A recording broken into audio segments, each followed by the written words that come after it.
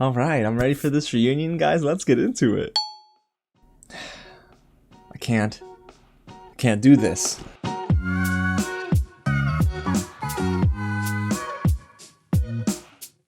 What's going on, everyone? James here with another real review and recap of Love is Blind Season 2, Episode 11, the reunion episode.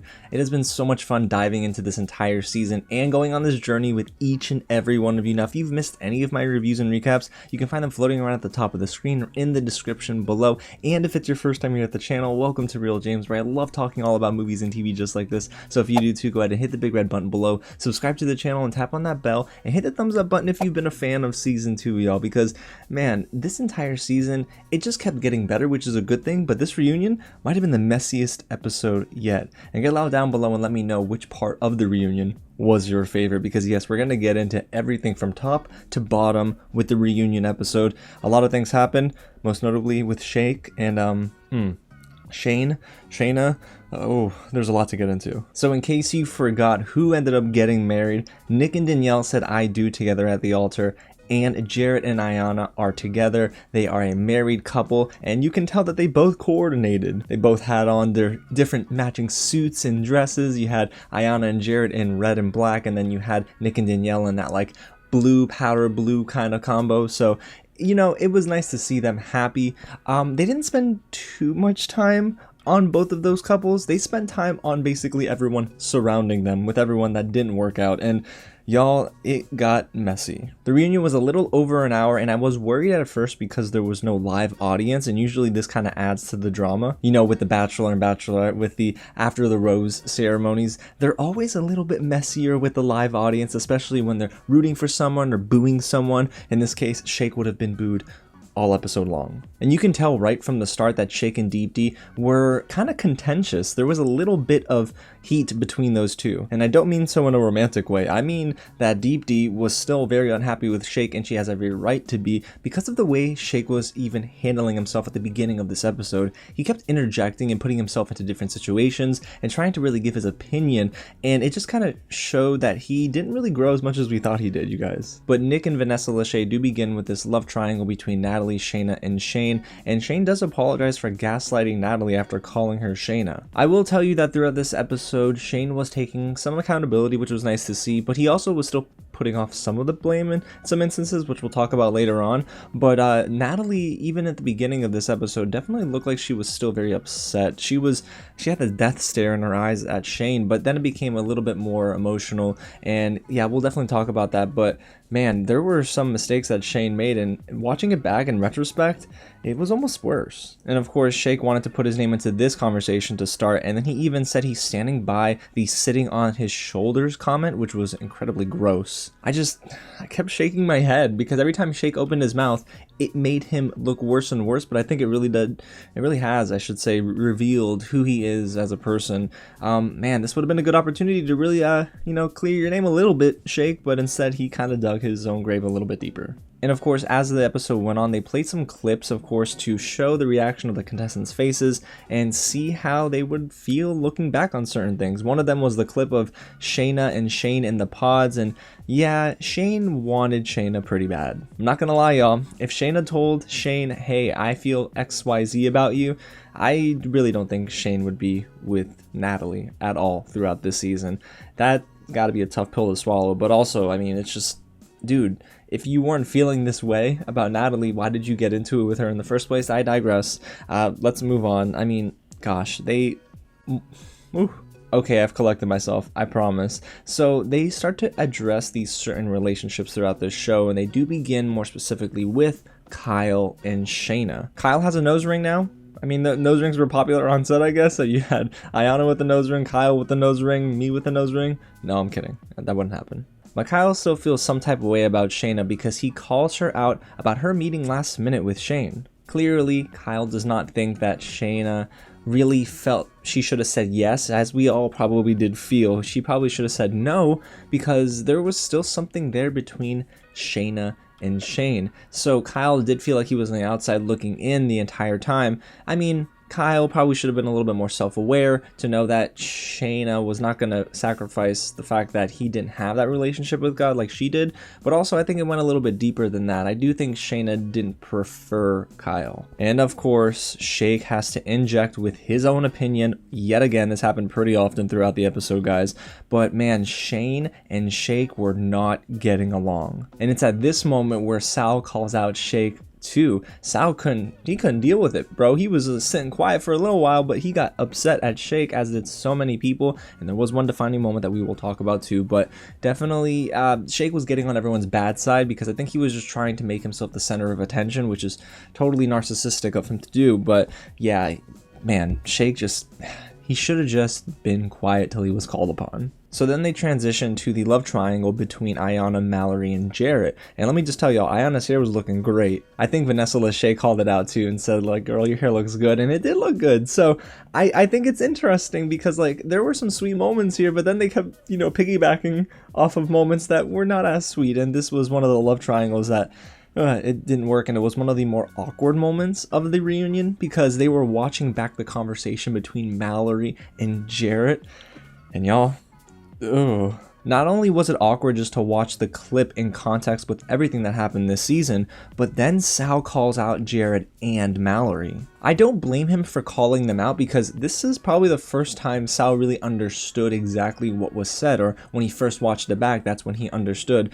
But man, I just think it was disrespectful to Sal, but also it was disrespectful to Ayanna. Ayanna did feel that it was a slap in the face too, because she even said she doesn't blame Mallory, she does blame Jarrett in this instance because he is the one who should be showing Ayanna loyalty. It was an inappropriate conversation. Jarrett, no, he definitely mentions that it was inappropriate, but man, the way Mallory she was explaining her side of things, I was like, okay girl, that's an interesting explanation. She sort of blamed alcohol and her nervousness on having that conversation with Jarrett, which I can understand on one side, but on the other side, she should have been a little bit more cognizant of the fact that she was also engaged with Sal. And of course, the way that the producers edited everything together, you just got that extreme close-up on Sal during the entire explanation. Sal looked pretty sad, but of course, there's two sides to everything, and I just would imagine that Sal and Mallory weren't the best fit, and they do explain that for each other, they just couldn't really overcome some of those issues before the altar, and when they got there, it might have just exposed them more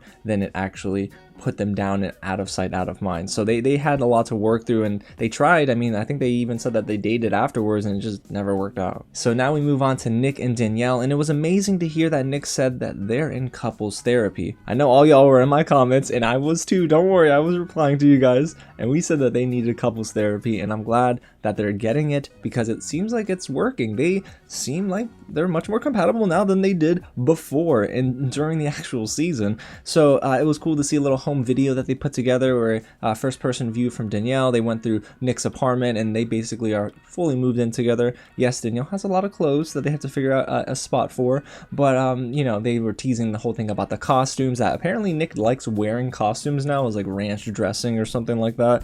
So it was cute, it was quirky, but man, there was I was surprised there was some chemistry there. And it was really sweet to hear that Danielle got Nick's great-grandmother's wedding ring. She seemed so happy about that, so they seem to be in a good space, and I'm happy for them. But then, of course, the reunion episode is not a reunion episode without more and more drama and some tea, and we definitely have to go and move on to Sal and Mallory, and wow, there's a lot of unresolved emotion there. Like I said, they tried a date after the show, it didn't work, but Sal said a lot happened that he wouldn't bring up. So I'm curious about that, but that's none of my business. So he did bring up one thing, and he said that he felt unheard in a lot of their arguments. Mallory apologized for that, of course, but it just seems like they weren't there for one another. And then of course Shake tries to, well, shake things up yet again. And then this is the moment where Jarrett said, I've had enough of this man interrupting these moments, and then Jarrett was jawing with Shake.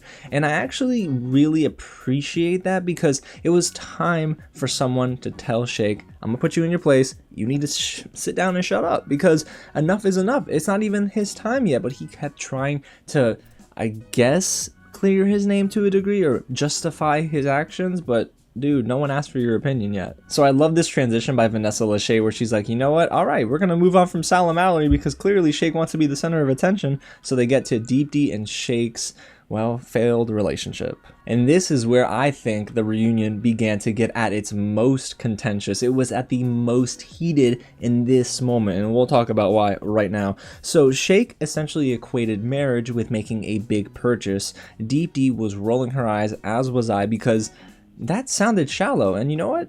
It is. Shake kept mentioning the physicality of it all and the animalistic nature of it all, and it was really awkward because, well, when Vanessa Lashey called out Shake, Shake said that he was basically only attracted to Vanessa Lashey on set. Now, I know Nick Lashey was just like, woo, listen, boy, it's about to get real hot. It's about to get hotter than 98 degrees in here if you keep that up. Like, I'm heated. And I definitely agree with him. Like, listen, if that was my wife, if that was my girl, and you just talk to her like that, homie, we're having words outside. But I'm glad that Nick stood up for Vanessa, but then Nick drops this on Shake and says, I see now why you treat animals and not human beings.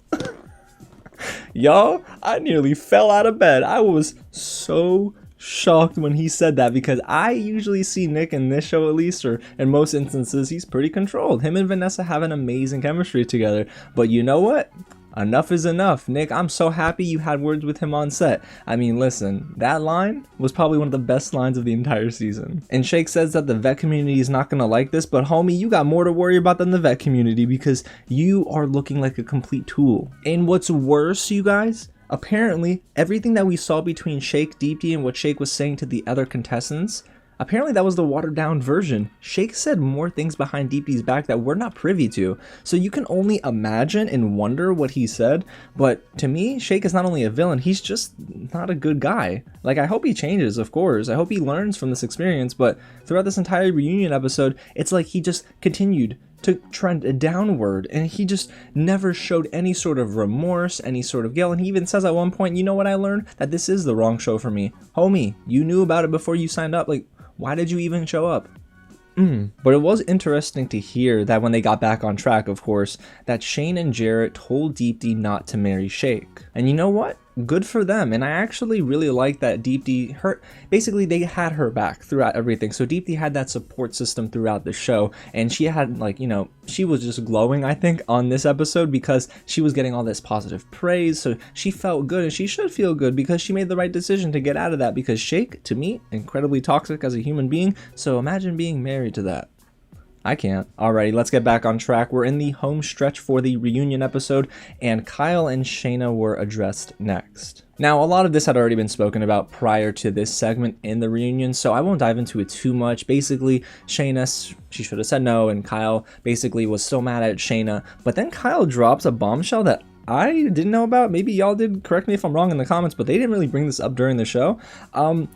Kyle said his biggest regret throughout all of this was that he didn't ask Deepti to marry him, and Kyle told Deepti that she is amazing, that he loves her, that she's the best, and I'm like, is something happening there? So then we move on to Natalie and Shayne, and we kind of get a little bit more insight into what happened the night before their wedding. Shayne expressed that he didn't mean the words that he said to Natalie the night before, but as I've grown to learn, words hold a lot of meaning, and you should say what you feel. And I do think that Shayne felt that way in the moment, because he even tries to say, Natalie, you're not taking any blame. I'm not the bad guy. Like, you got to take some accountability. I know I am, but you know what? You didn't make me feel wanted, so and so and so. And Natalie apologized for that. But it's like Natalie still was feeling pretty bad about all of this, because she, I guess, regrets the fact that that conversation even happened, because it derailed everything. However, she's happy it happened because now it exposed the fact that they had too many issues before they even said yes at the altar. So I feel bad for Natalie. Shayne, I do think he really meant that he was sorry in this moment. I believed him. Man, I don't know. There's something about Shayne still that he hasn't worked over, and a lot of that has to do with immaturity, and there's like some temperament issues that he's had all season long that still has trickled into this reunion episode. And of course, they ask Shayne and Shayna, have you guys seen each other before the reunion? And they said yes, but it wasn't in a romantic way, y'all. Apparently, it was just on a friendly level, but you never know. So to end the reunion, they do put the spotlight on Jared and Ayanna and their marriage. You know what? I told y'all I was struggling to find an it couple in the first week of this season, but you know, they are that Lauren and Cameron kind of couple for this season. They seem to be the healthiest, and it was nice to hear that Jared said he's being more self-aware. He's not doing the things that he once did before they were engaged and even before they were married. So it was nice to hear that he's growing. Ayana even said that sometimes she's the one going out and he's staying in. So they're learning to compromise in a healthy way, and they're also learning to communicate better. So it was amazing to hear that. However, I felt kind of odd because, well, maybe they cut some things out of this reunion. They didn't spend a lot of time on Jared and Ayana, and that was really odd for me because they seem to definitely be one of the more healthier couples on the show, and I just don't know why the series decided to kind of go away from them in the reunion. And maybe that's because there wasn't a lot of drama between them. They already addressed the whole Jared and Mallory situation earlier in the episode, but it would have been nice to spend a little bit more time, and I don't know, I just like them. So it's like, man, I wanted to see more. So maybe they do an after the altar or something like that. I'm not sure if they do anything to give us a little bit more of a look into their life after this reunion, but it was shocking to see how little time they spent. And then, of course, as they're signing off, who rears their head back into the conversation? Shake. He's always got to get like the last word. This guy needs to just chill. And he even said, listen, this was the wrong show for me. And you know what? It was. And I don't want to see him on any other dating show again. He needs therapy. He needs to just, boy, you know what, y'all? I'm just gonna pray for him because he was doing some things that was so out of pocket in this episode. He was acting so out of line, and then the way he was just disrespecting Deepti and all the others on the show, all the people on that panel, all the contestants, it was just ridiculous to me. So, man, oh man. And then, of course, Netflix teases a new show called The Ultimatum, which I don't even know if I want to watch, but my biggest question is I wonder if we get a season 3 of Love is Blind. And I don't see why not, because Love is Blind has been consistently in Netflix's top 3 since it began streaming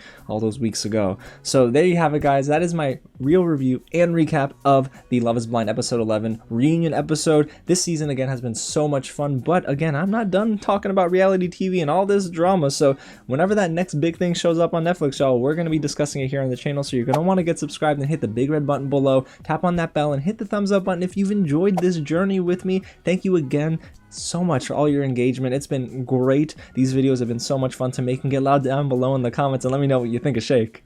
Wait, do I want to open up that can of worms? I don't know. Alrighty, y'all. Again, thanks so much for watching, and I'll catch you at the next screening.